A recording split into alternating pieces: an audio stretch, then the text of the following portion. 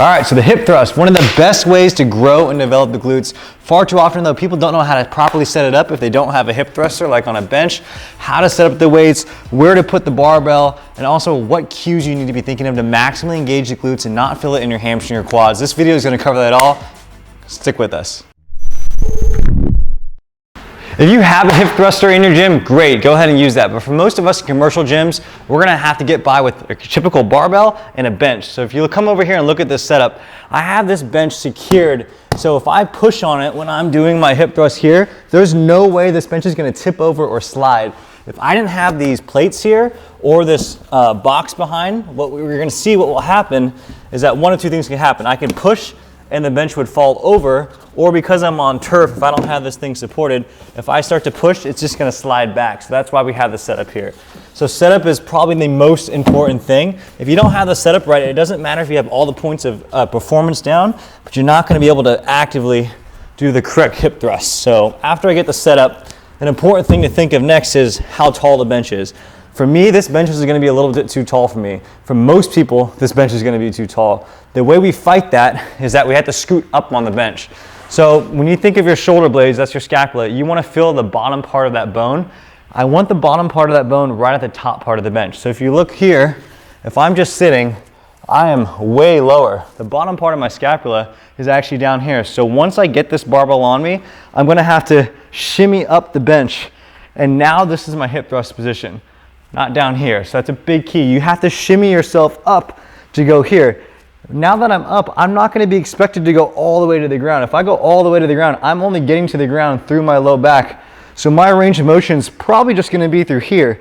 And again, it's the top part where we're tilting our pelvis and kind of thrusting. This is the most important part of it, where you get maximal glute activation. The other stuff, you don't have to go all the way down. So when we have weight on, oh yeah, second thing, make it comfortable on your groin, in your hip region. You can use an AirX pad, which are these blue things. A lot of PT clinics will have them. At a gym though, yoga mat. That's gonna be your big winner. Or if you're at a gym and you have those little wraps that go over the barbells, that'll help too. So I folded up a yoga mat. I'm gonna put it here, right in my groin region. The barbell is gonna go in your hip crease. So if I were to bend my knee forward like this, the point where my stomach and my hip meet, that's where the barbell is gonna sit. There's like a little soft spot where you have a lot of skin and a lot of other tissues there, but again, I'm just gonna make it even more comfortable. I'm gonna put this sucker here. I'm using tall plates. If you're at a commercial gym and you have 25-pound plates that are like not as wide, this barbell is gonna be way lower and you're not gonna be able to slide it up over your knees. So you have to typically use a 45-pound plate. These are 25s because they're the long, they're the correct size. But if you have shorter plates, again, you're gonna have to work your way up to 45s. Once you're set here, you're gonna slide it into that hip crease. I'm gonna feel like I have it. And again, the shimmy is important. So I'm gonna bring my knees up. I have to shimmy myself and I'm gonna use my arms, my elbows, and my legs. And now I'm in the correct position. From here, then I can start thrusting. Usually the hands, you don't have to deft grip the barbell. You can just keep it here kind of supported. Chin's gonna be down, points of performance.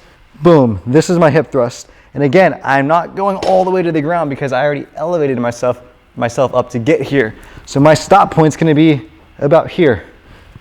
If I started on the ground on a normal hip thruster, or if I was taller, like much taller, and this was my starting position, then we could go down on the ground, but you don't have to go all the way to the ground. So again, this is your setup for most of us in a commercial gym. Make sure your bench is stable. Make sure you're using the taller plates. And then the setup, the shimmy is the most important. Get yourself in the position, bottom of your shoulder blades on that bench, and then from here, you'll be able to do your hinging at the correct position. First thing we want to do is make sure the bottom of the scapula is up against the stable surface on the bench. So let's have Mike come right up on that area. Good. So he's got the scapula, just the bottom part of the scapula right on there. Now he's going to make sure that his shins stay perpendicular to the floor. They're straight up and down. They're not moving too far forward or too far back. So he's keeping it directly vertical. Exactly. So he's keeping it directly vertical. Now from here, what Mike is going to do as he lowers the weight is making sure that the sternum and the head stay straight while he thrusts the weight up top. And the way he thrusts up top is with a posterior tilt of the pelvis. So that's the posterior tilt right there. That's what's going to get the glutes. That's what's gonna avoid your low back from being stressed, and you're gonna maximize that glute activity. This is extremely important at the top position. This is where you get the highest amount of glute activity. Again, so Mike's at the bottom. He's thrusting up. The way he's thrusting up is by posteriorly tilting the pelvis, and Mike is staying looking straight ahead. His head's not looking all the way up towards the ceiling. For example, Mike, give us a few reps. This is using a lot of your low back. This is not going to be good for getting glute activation. The purpose of this exercise is to target the glutes, make sure to keep the head straight, the sternum stable, posterior tilt the pelvis, and keep these shins vertical. How you feeling, Mike? My glutes are sore. Feeling the glutes. So there's 3 prerequisites I want to screen for before someone does a barbell loaded hip thrust. The first one is just simply learning to bridge. So all we're going to do is we're going to get on the ground.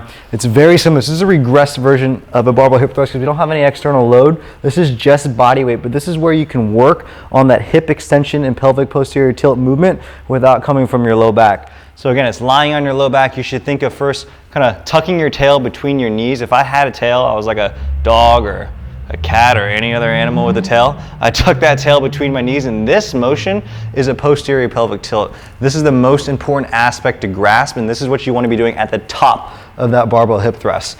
After you get that posterior pelvic tilt, you want to drive through the heels, keeping the core engaged, and you want to be lifting your hips up. At the top is when you're really thrusting. You should feel your hips, you should feel your glutes really squeezing. You need to be able to go through 3 sets of 20 of these easily before adding any weight, filling it in the hips and the glutes in the right area, not filling it in the low back or anywhere else. That's prerequisite number 1. And number 2. The second one is going to be the posterior pelvic tilt, which you just went over. The third one is proper hip extension length. Say the front of my thigh and hips were super limited, and I'm not even able to get into this nice neutral position, which I actually have pretty limited hips going into extension. I'm in neutral right now, which is the best I can do.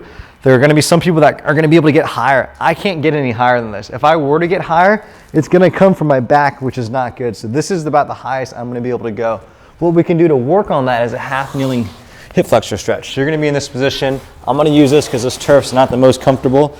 I'm going to be here. That same little tuck that we went over, that posterior pelvic tilt, if I had a tail back here, I'm going to tuck it between my legs, and I'm going to basically try to thrust right in front of me. I'm going to keep that thrust, and then I'm going to go into I'm going to lean forward, and I should feel a massive stretch just anywhere through the front part of my hip all the way down to the front part of my thigh. And you can kind of rock into this, hold it for a couple seconds, and out. And I'm thinking of squeezing my butt and tilting the pelvis. This is almost like a loaded hip thrust, but again, moving horizontally, which is horizontally this direction instead of horizontally upwards when I'm lying down on my back.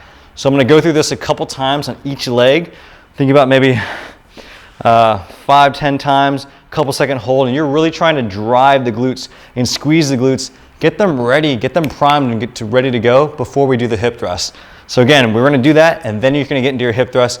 If you are able to hip thrust even after doing the bridge, try that stretch and then hip thrust, and you're going to feel a lot more engagement in the glutes at the top, which is the moment and the area that we want to focus on. Hope you guys like that video. Again, prerequisites before even doing a barbell hip thrust: make sure you can bridge on the ground first. Make sure you know how to control your pelvis and you understand posterior pelvic tilt and not necessarily low back movement, but it's coming from the pelvis itself. And then after that, make sure that you've opened up everything in the front of the thigh. So you're doing your half kneeling like rectus femoris stretch, driving through that, warming up the hip so it can get into that end range extension.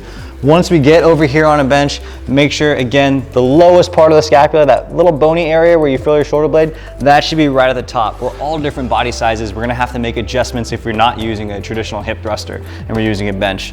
Once you get set up, make sure you protect your groin, use something soft, put that barbell right in the crease. All the points of performance that Arash talked about. Chin stays down. You're thinking of the sternum coming up at the same time. Right at the top is where you're going to do that tilt.